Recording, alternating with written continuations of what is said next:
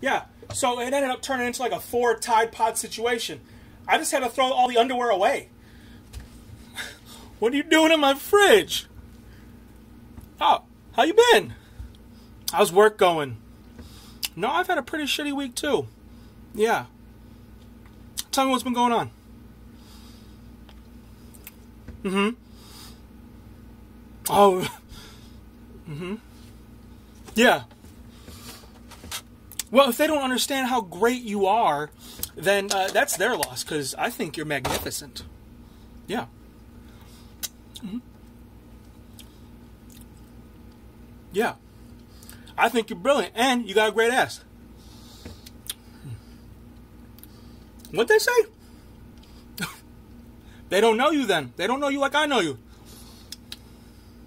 Mm-hmm. Well, I've always told you you're great. You're super smart. I don't know why you're working there anyway. Oh, your significant other's giving you shit too? Uh-huh.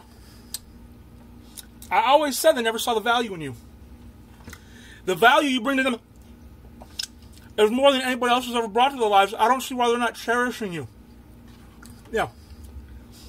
Here's what you do. Go in tonight and let them know you're not going to take this shit no more, because you want to know what? You deserve to live your truth, and you deserve to be loved for living your truth. Who wants to fake anybody? If you want to live your truth, they should just love you more for it. You understand? You have lost weight. I've noticed.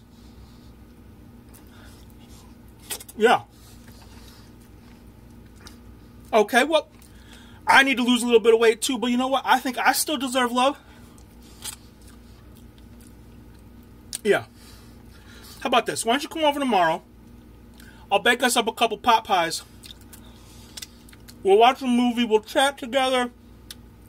You know, you're great. You need to understand that. Quit settling for less.